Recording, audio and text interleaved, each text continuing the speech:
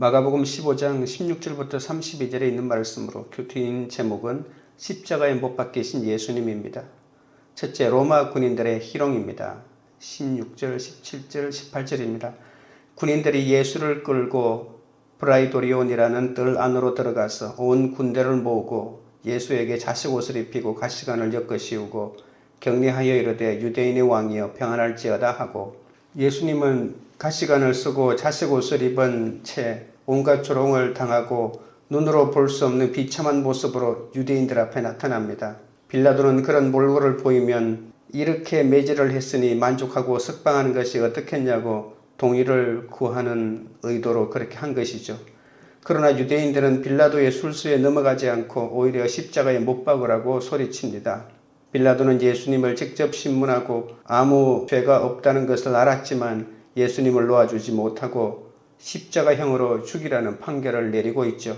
예수님은 재판에서 지고 십자가형을 받습니다. 눈앞에서 바라바가 놓여지는 자존심이 상하는 일을 겪었지만 그것을 생각할 겨를도 없이 엄청난 죽음의 순환이 시작됩니다.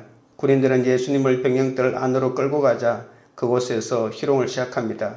이 군인들은 로마 정예병이 아니라 팔레스타인 인근에서 모집한 용병들입니다. 그들은 평소 유대인에 대한 원한이 강했기 때문에 얼마나 악랄하게 매질을 가했는지 모릅니다. 군인들은 예수님이 유대인의 왕이란 말을 듣고 왕이 입는 자색 옷을 입히고 왕이 왕관을 써야 하는데 무엇보다 더 예리한 가시관을 머리에 왕관처럼 씌웁니다. 그러자 이마가 찢겨나가 피가 흐릅니다. 군인들은 폐하 문안드립니다 라며 경례를 하고는 무지막지한 손바닥으로 마구 뺨을 때리는 희롱을 시작합니다. 19절입니다. 갈대로 그의 머리를 치며 침을 뱉으며 꿇어 절하더라. 처음에는 약하게 시작했던 채찍질이 가면 갈수록 십자가 처형을 하기 위해 더 심한 채찍질로 더해집니다. 채찍의 끝에 뼈와 납덩이가 달려서 한번 맞을 때마다 살점이 찢겨나가고 핏방울이 튀어오릅니다. 이 매는 십자가의 고통이 너무나 크기에 그 고통을 감해주기 위해서 사람이 죽기 직전까지 때려서 고통을 주는데 그들은 그것을 배려라고 한 것입니다. 그 고난은 십자가 위에서 사지가 찢어져 죽을 때까지 계속됩니다. 왜 하나님은 당신이 사랑하시는 독생자가 이토록 참혹한 고난을 겪도록 내버려 두실까요? 인간의 죄를 대신 지시고 죽을 고난을 겪게 하심으로 인류의 구원자로 삼기 위함이죠. 주님이 내 죄를 위해 죽지 않으셨다면 어찌 나의 구원자가 되실 수 있겠습니까? 한 사람 앞에서 수치를 당해도 죽고 싶은 것이 사람의 마음 아닙니까? 이 땅에서는 한 사람에게만 조롱받아도 살 수가 없습니다. 그런데 온 군대가 보는 앞에서 어떤 속옷도 입지 않고 완전히 벌거벗김을 당합니다. 사람이 옷벗김을 당하는 것만큼 수치스러운 일은 없습니다. 군인들은 내가 무슨 유대인의 왕이냐며 조롱하고 왕의 홀처럼 갈대를 들리고 자색 옷을 입히며 예수님을 가지고 놉니다. 중동의 갈대는 단단해서 머리를 칠 때마다 가시가 더 깊이 박혀 들어갔다고 합니다. 정신과 육체와 영적인 인간이 당할 수 있는 모든 수치와 조롱과 멸시를 다 당하십니다. 20절입니다. 희롱을 다 한 후 자색 옷을 벗기고 도로 그의 옷을 입히고 십자가에 못 박으려고 끌고 나가니라. 우리가 이런 수치를 당한다면 어느 부분까지 인내할 수 있을까요? 채찍질까지는 당하겠는데 벗겨지는 건 참을 수 없을까요? 아무 죄도 없는 주님이 이렇게 당하셨다면 우리는 더 당해야 하지 않겠습니까? 남편과 아내와 시어머니와 직장 상사가 무시하면 어떻습니까? 이것이 내가 십자가를 당연히 져야 하는 이유 아닙니까? 예수님은 이 엄청난 것을 다 공개적으로 오픈하셨는데 우리는 조금만 수치를 당해도 오픈하지 못하고 교회를 떠나고 아무도 만나지 않을 때가 있습니다. 예수님이 이렇게 매맞는 것도 오픈하셨기 때문에 그것을 일일이 다 성경에 기록해 놓았기 때문에 우리는 그 모습을 보고 이렇게 은혜를 받는 것 아니겠습니까? 계속 말씀을 듣다 보면 나의 수치가 주님의 수치로 바뀌어 약재료로 쓰일 줄 믿습니다. 십자가의 처형은 사람이 1000번을 죽는 고통이라고 합니다. 바로 죽으면 차라리 고통이 덜할 텐데 1000번의 죽는 고통을 다 겪어야만 십자가의 죽음을 끝낼 수가 있는 것이죠. 내가 당하는 고통이 가장 큰 것 같지만 주님의 고난과 비교하면 명 한 번 낼 수 없습니다. 이렇게 받아야 할 희롱이 끝나면 반드시 하나님의 계획이 나타나게 됩니다. 우리는 세상의 조롱을 참지 못해 억울해할 때가 많습니다. 세상은 옳고 그름을 따지면서 도덕의 가시관을 씌우고 물질과 성공의 자색옷을 입히며 예수 믿는 나를 조롱할 때가 얼마나 많습니까? 성도는 이 모든 조롱에도 믿음으로 끝까지 인내해야 합니다. 우리는 예수님이 목숨의 대가로 사신 하나님의 자녀들 아닙니까? 우리의 참모습은 절대 초라하지 않습니다. 그 고난으로 끝나지 않고 죽으시고 무덤 속에 장사 지낸 바 되셨다가 그 무덤을 깨뜨리고 다시 살아난 부활의 주님을 나의 주로 삼아 주셔서 우리가 영원한 생명을 누리게 되지 않았습니까? 적용 질문 드립니다. 조금만 자존심이 상해도 불쾌하고 분노가 일어납니까? 내가 수치스러워 오픈하지 못한 것은 무엇입니까? 말씀 안에서 나의 죄와 수치를 드러내어 귀한 약재료로 사용하겠습니까? 둘째는 십자가의 못 박히심입니다. 21절입니다. 마침 알렉산더와 루포의 아버지인 구레네 사람 시몬이 시골로부터 와서 지나가는데 그들이 그를 억지로 같이 가게 하여 예수의 십자가를 지우고 십자가 처형을 당하게 된 죄수는 직접 평장까지 그 십자가를 지고 가야 합니다. 하지만 매와 채찍으로 만신창이가 되신 주님은 도저히 지고 갈 힘이 없었습니다. 주님은 십자가를 지시고 너무 힘들어 14번을 멈추셨는데 5번째 쓰러진 장소에서 시몬이 대신 지게 되죠. 예수님은 온갖 조롱을 다 받으시느라 완전히 기진백진하였습니다. 예수님 주변에는 아무도 없습니다. 대제사장들은 물론이고 제자들도 얼씬거리지 않았습니다. 군인들은 그때 마침 옆에 있던 구레네 사람 시몬에게 주님의 십자가를 대신 지게 하였습니다. 시몬이 믿음이 좋아서 그곳에 있었던 게 아닙니다. 디아스포라 유대인으로 6월절 절기를 지키러 왔다가 괜히 걸려든 것이죠. 시몬은 많은 사람 중에 왜 하필 나냐며 불평했을 것입니다. 하지만 십자가는 억지로 지는 것도 축복입니다. 자신의 이름과 아들들의 이름마저 성경에 올라 이렇게 수천 년이 지나도록 전해지고 있지 않습니까? 우리가 스스로 헌신하지 않으니까 할 수 없이 직분을 주십니다. 그래도 성령이 임하시면 구레네 사람 시몬처럼 변화됩니다.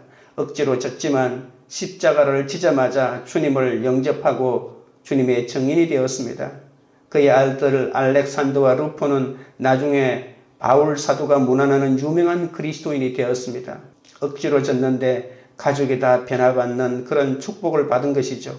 너무 수치스럽고 부끄러운 그것이 구원의 자리가 된다는 사실을 명심하셔야 합니다. 부끄러운 자리, 하기 싫은 역할이 억지로 지는 십자가 아닙니까? 남들이 나를 무시하기에 내가 하나님을 만날 수밖에 없고 신앙의 순수성을 지키게 되는 것입니다. 내가 억지로 무거운 짐을 지고 조롱을 당해도 그곳에 순종해야 합니다. 우리가 자원함으로 시작한 것이 아니라 하더라도 지워주신 십자가를 잘 지고 주님을 따를 때 반드시 우리에게 구원이 임하게 됩니다. 22절 23절입니다. 예수를 끌고 골고다라 하는 곳, 번역하면 해골의 곳에 이르러 모략을 탄 포도주를 주었으나 예수께서 받지 아니하시니라. 골고다는 해골이란 뜻의 헬라어입니다. 아람어로는 굴골타라고 하고 라틴어로는 갈바리아라고 하는데 이것을 영어로 갈불이라고 하죠. 골고다는 예로부터 처형 장소로 사용되어 해골이 많았거나 그 지형이 해골처럼 생긴 데서 유래하였습니다.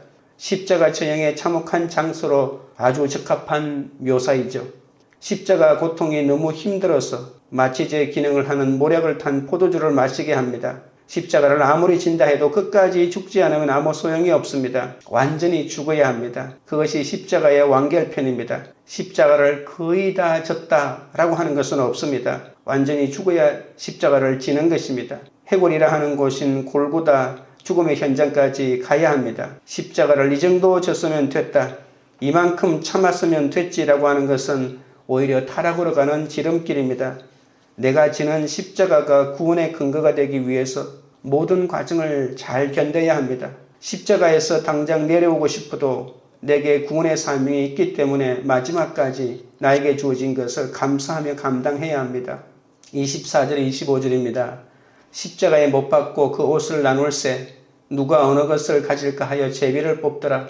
때가 제3시가 되어 십자가에 못 박으니라. 십자가 처형은 로마의 공포 정치였고 고통과 수치를 가하는 로마처럼 악명 높았습니다.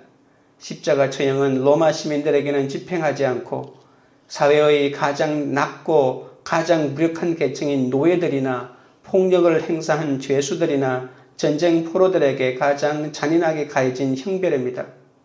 십자가 처형으로 적을 좌절시키는 효과를 극대화하려고 죄수들을 대중이 볼 수 있는 곳에서 처형합니다. 죄수들을 십자가에 처형할 때마다 사람들이 가장 붐비는 길을 선정하고 이곳에서 대부분 사람들은 처형 장면을 볼 수 있게 하여 마음속에 엄청난 공포를 느끼게 하는 것이죠. 십자가형을 집행할 때 주님의 옷은 완전히 벗겨졌습니다. 시편 22편 18절에 인용한 것이죠. 옷을 빼앗기는 고통이 예수님이 바로 메시아임을 나타냅니다. 예수님의 십자가 처형이야말로 하나님의 뜻입니다.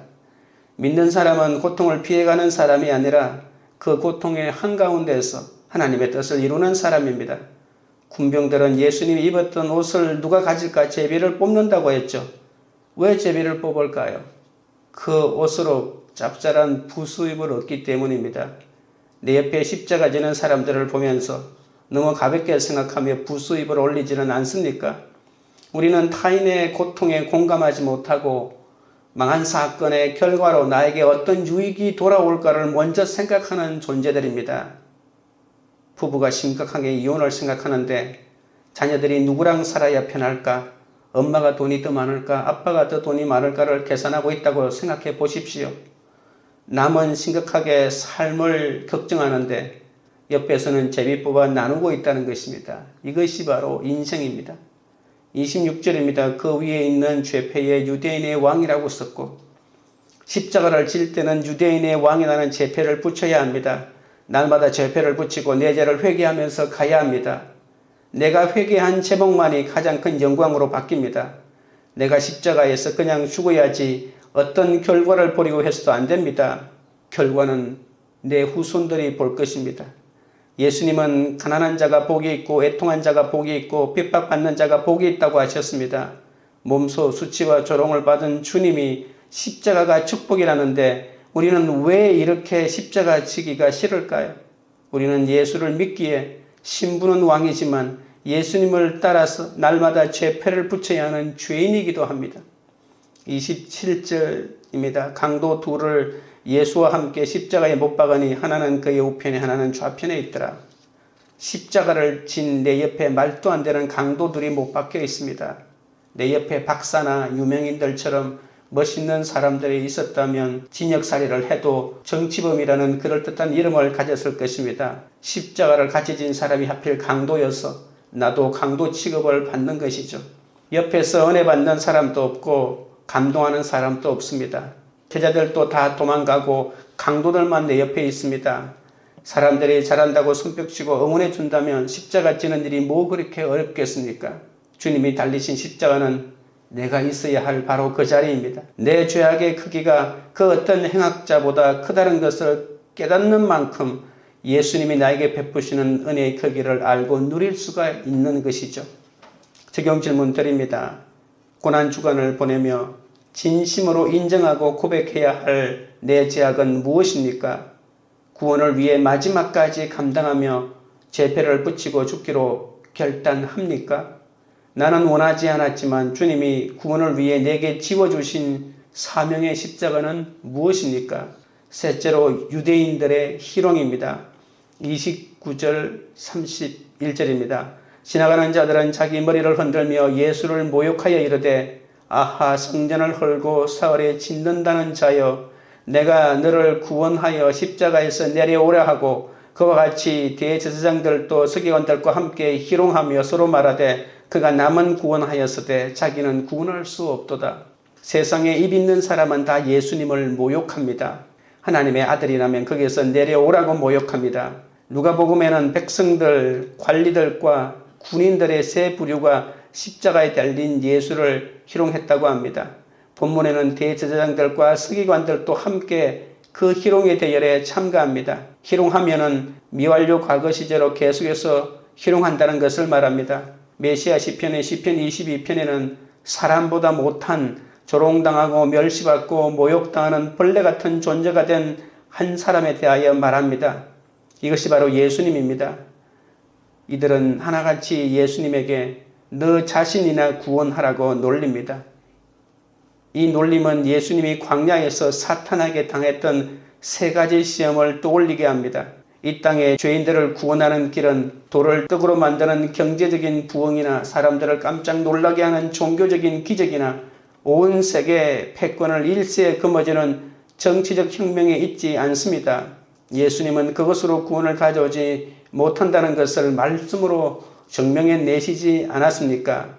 그런데 이제 십자가의 마지막 순간에서 사탄은 내가 만일 그리스도라면이라고 네 번째 시험을 하고 있는 것입니다. 누가복음에서는 만일 하나님이 택하신 자 그리스도이면 자신도 구원할지어다라고 정확하게 얘기합니다. 정말 지긋지긋한 시험 아닙니까? 만일 하나님이 택하신 자 그리스도이면 자신도 구원할지어다 라고 하는 것이 모든 사람의 조롱의 핵심입니다. 조롱하는 사람의 눈에는 십자가에 달린 예수는 절대로 메시아도 아니고 하나님의 택한 자도 아니라는 뜻이 포함되어 있는 것이죠.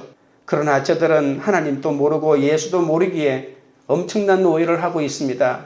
메시아는 정치 권력과 종교 권력과 경제 권력을 한 손에 움켜쥐고 이 세상에 해방을 가져오는, 구원을 가져오는 그런 분이 아닙니다. 왜냐하면 죄인의 구원은 오직 죄를 용서함으로만 가능하기 때문입니다. 죄 용서 없는 구원은 모두 실패할 수밖에 없습니다. 예수님은 죄 용서를 위해 오셨습니다. 그래서 자신을 조롱하며 못 박아 죽이는 그 모든 이들을 향해 용서에 대하여 말씀하고 계시지 않습니까? 예수님께 용서를 구해야 할 죄인들이 오히려 아무 죄도 없으신 예수님을 비방하고 조롱하며 욕을 하는 그 악을 행하고 있습니다. 그러나 정작 예수님은 자신을 구원하려고 십자가에서 내려오지 않으십니다. 십자가 위에서 우리가 받아야 하는 모든 형벌을 홀로 받으신 것입니다. 만약에 예수님이 우리의 죄를 대신 갚지 않으시고 거기서 내려오셨다면 어떻게 되었습니까? 모욕과 수치를 당할지라도 십자가를 지는 길만이 죄인인 우리를 하나님과 화목하게 하는 유일한 구원의 길임을 예수님은 너무나 잘 알고 계셨습니다. 32절입니다. 이스라엘의 왕 그리스도가 지금 십자가에서 내려와 우리가 보고 믿게 할지어다 하며 함께 십자가에 못 박힌 자들도 예수를 욕하더라. 누가복음에는 함께 십자가에 달린 행악자 가운데 한 사람이 내가 그리스도가 아니냐, 너와 우리를 구원하라고 비방했다고 말합니다. 마지막으로 함께 십자가에 못 박히는 죄수마저도 예수님을 모욕합니다. 이 죄수의 조롱도 만일 내가 그리스도이면 너와 우리를 구원해 보라는 이 말 아닙니까? 자신을 구원한다는 것은 모든 결박을 끊고 십자가에서 내려가라는 말입니다. 지금 당장 표적과 이적을 베풀어 보라는 것입니다. 이 죄수의 조롱은 얼마나 뻔뻔한지 모릅니다. 예수님은 이런 흉악범의 조롱마저 들어야 하다니 그 수치가 얼마나 컸을까요? 사람들은 한결같이 고난에서 벗어나는 것만이 구원이라고 생각합니다. 예수를 믿는다고 하는 사람도 남편과 자녀들에게 십자가라고 치고 가려면 기겁을 하면서 빨리 내려오라고 합니다. 자신이 가진 돈과 권력과 지위를 의지하고 싶은 생각이 절로 나옵니다. 내 권력과 내 지위와 내 미모가 힘이라고 여기기 때문에 쾌락을 즐기고 싶고 또 복수하고 싶고 모든 사람을 내 밑에 복종시키고 싶은 것입니다.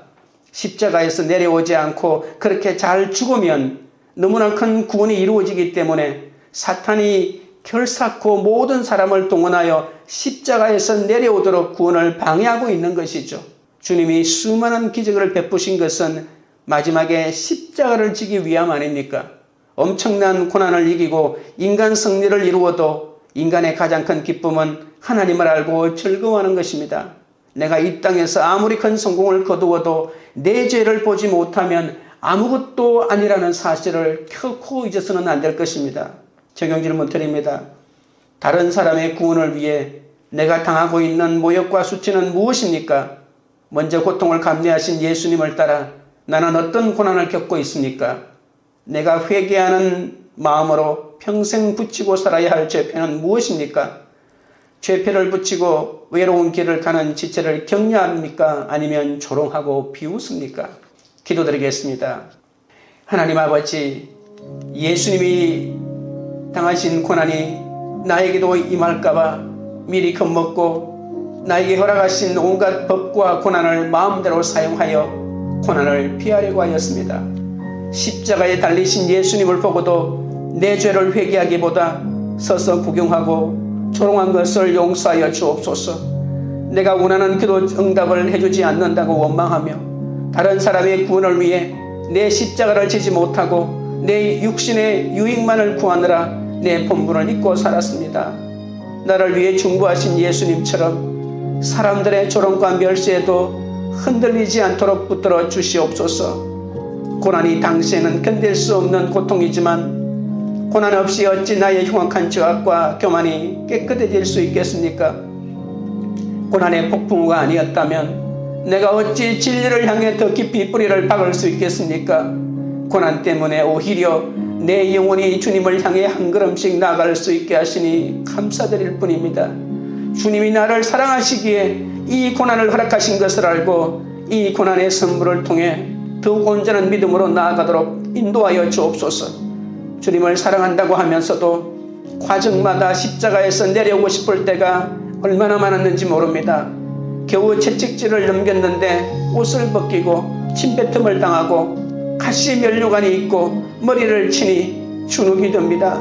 그것이 너무 싫고 오히려 예수님을 죽이고 나도 부수입을 챙기고 싶을 때가 있습니다. 지나가는 저들의 모욕이 싫고 내 옆에 있는 강도들 때문에 내 십자가가 얼마나 싫은지 모릅니다. 모든 사람들이 주구장창 십자가에서 내려오라고 조롱하니까 그만 내려가고 싶어지니 주여 불쌍히 여겨 주옵소서. 개척 목회가 밥벌이 수단이 아님을 알게 하여 주시옵소서. 죄인을 구원하는 사역임을 알게 하여 주시옵소서. 가정과 직장과 교회에서 다른 사람의 구원을 위해 애통해하며 말씀대로 적용하여 사명을 다하는 삶을 살게 하여 주옵소서. 나의 이런 연약함을 아시고 억지로 주님만 바라보라고 십자가를 지게 하셨습니다. 정신 차리라고 힘든 아내, 힘든 자녀, 힘든 남편, 힘든 부모, 힘든 직장 상사를 붙여주셨습니다. 내가 십자가 지는 것을 보는 자녀가 있고 이웃이 있음을 기억하게 하옵소서. 십자가를 감당하는 그 모습이 구원의 통로가 되어 죄인을 주님께 인도하는 사명이 된다는 것을 알게 하여 주옵소서. 관계 우리들 교회가 행악자와 같이 되셔서 십자가에 못 박히신 주님의 은혜를 깨달아 겸손히 우리의 죄악을 회개하는 공동체가 되게 하옵소서. 고난 때문에 흘리는 우리의 눈물이 가족과 이웃의 구원을 위해 흘리는 눈물이 될 줄 믿습니다. 우리가 하나님께 속하여 싸우니 십자가를 지고 사명을 감당하는 공동체가 되게 하옵소서. 죄배를 붙이고 수치를 드러내도 부끄럽지 않은 공동체가 되게 하시고 건강한 가족과 공동체를 통해 이 민족과 열방을 주께 돌아오게 하는 그런 교회가 되도록 역사하여 주시옵소서. 예수님의 이름으로 기도드리옵나이다. 아멘.